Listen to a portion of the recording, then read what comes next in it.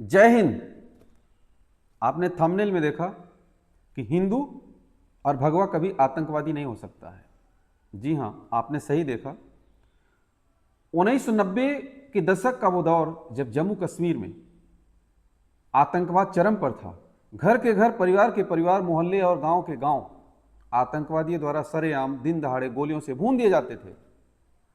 एक ही परिवार के माँ बाप, बेटा बेटी, बहू, नाना नानी, मामा मामी, अड़ोसी पड़ोसी सबको बाहर निकालकर लेटा करके आतंकवादी गोलियां मार दिया करते थे। बहुत बड़े बड़े नरसंहार हुए, हजारों निर्दोष लोग मारे गए, उनका कत्लेआम हुआ। जम्मू कश्मीर से लाखों लोग बेघर हो गए, अपने घर, अपनी प्रॉपर्टी को छोड़ करके देश के अनेक हिस्सों में बस गए। कुछ लोग विदेशों में चले गए, अपनी प्रॉपर्टी और अपना गांव सब छोड़ दिए। तब भी हिंदू आतंकवादी नहीं बना, मिट गया, आतंकवादी नहीं बना।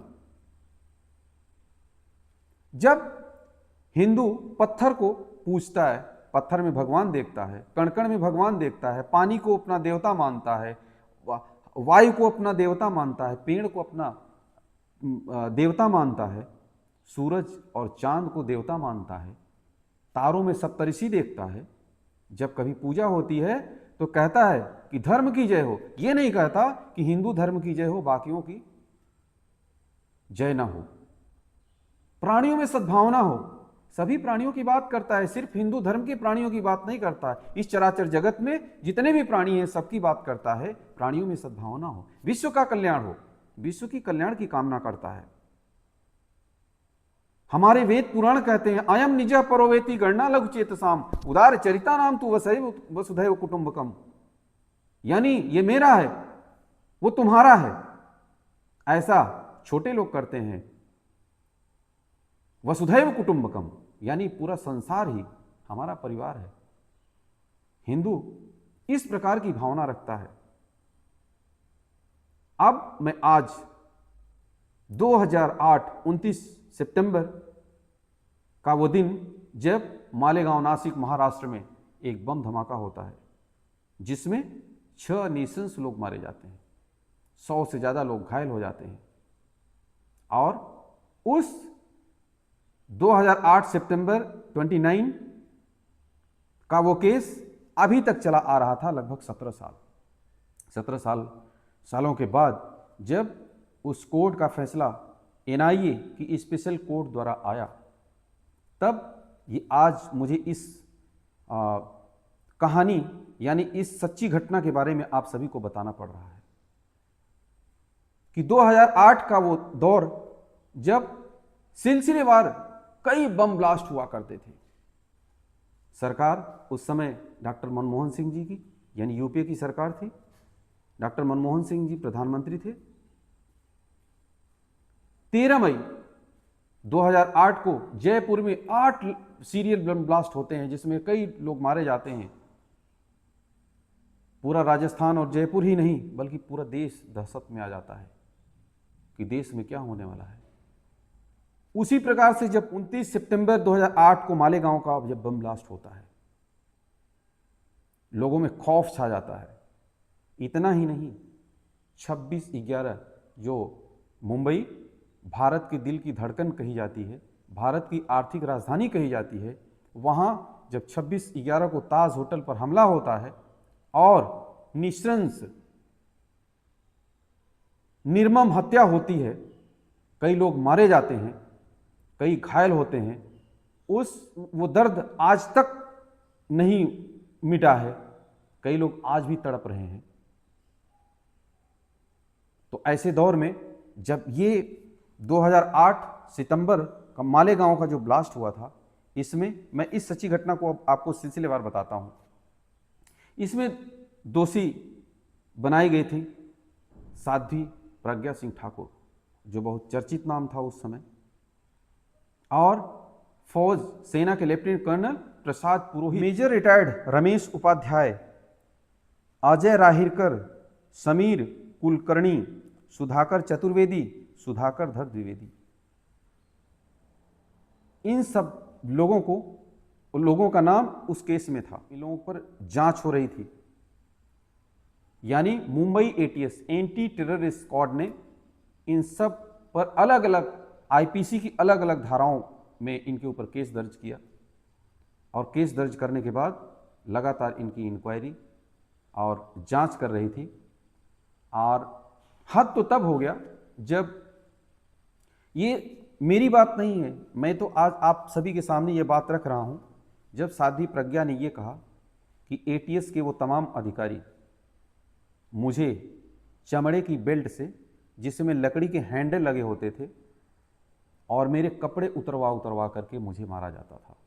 उसमें कोई लेडी ऑफिसर नहीं, कोई लेडी कांस्टेबल नहीं, पुरुष ऑफिसर मेरी पिटाई करते थे। और पिटाई इसलिए करते थे, बड़े साफ साफ शब्दों में उन्होंने बताया है, पिटाई इसलिए करते थे कि तुम किसी हिंदूवादी संगठन का नाम ले लो।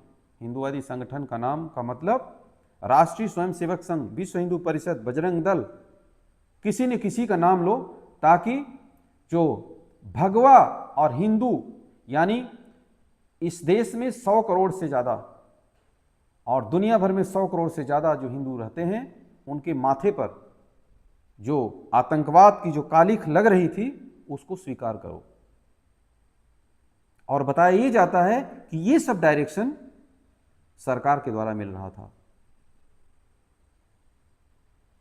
उस समय नवंबर 2008 में पी चिदम्बरम देश के गृह मंत्री बने। उस समय उन्होंने एक नया शब्द दिया था जो कि देश नहीं दुनिया भर के लोगों को सोचने पर मजबूर होना पड़ा कि सैफरन टेररिज्म, यानी भगवा आतंकवाद।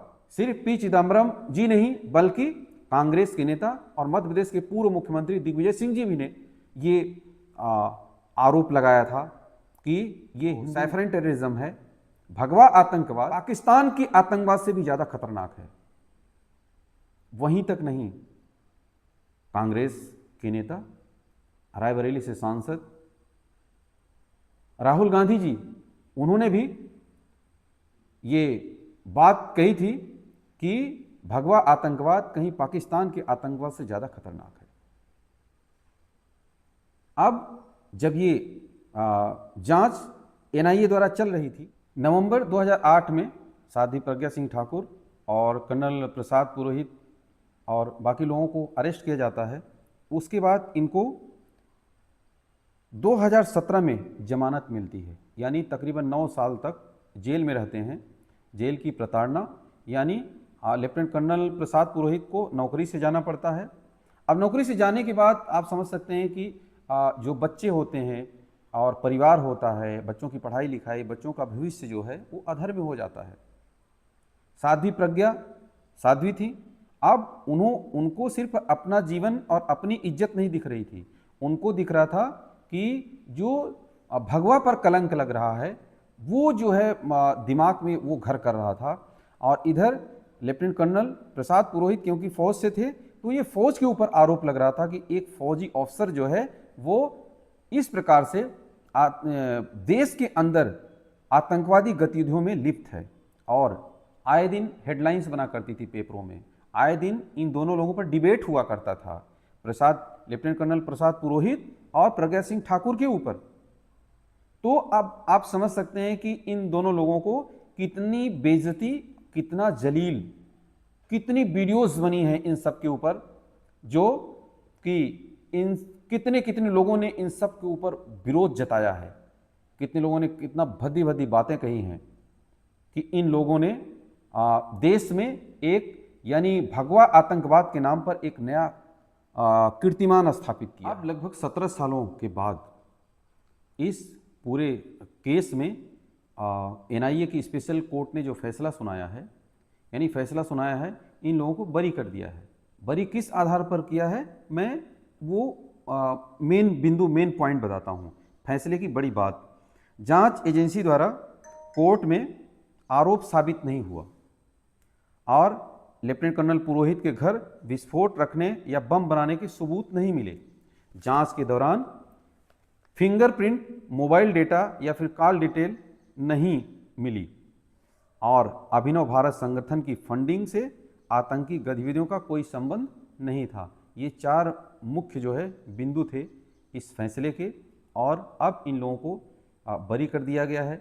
साध्वी प्रज्ञा ने भी अपनी बातें, बहुत सारी बातें रखी, और जो लेफ्टिनेंट कर्नल प्रसाद पुरोहित को फौज ने वापस ले लिया है। अब देखना ये होगा कि लेफ्टिनेंट कर्नल प्रसाद पुरोहित को अब उनका प्रमोशन या पीछे जो उनके साथ अन्याय हुआ है वो इज्जत तो नहीं मिल सकती, लेकिन उनके परिवार का भरण पोषण, वो पिछला जो नुकसान हुआ वो मिलता है कि नहीं मिलता है, अभी आने वाले दिनों में देखा जाएगा। आज की इस सच्ची घटना को सुनाने का मतलब कि आप सभी को जागरूक करना, समाज को जागरूक करना, ना कि किसी को दुख पहुंचाना, किसी की बुराई करना, किसी की खिलाफत करना, बल्कि आप सभी को जागरूक करना। और आप सभी अपना ध्यान रखिए, और जिस किसी का भी बर्थडे होता है आप ज़रूर बताइए, कमेंट सेक्शन में लिखिए, ताकि आने वाले दिनों में हम आपका बर्थडे चैनल के माध्यम से विश करेंगे। आप सभी का बहुत बहुत धन्यवाद। जय हिंद।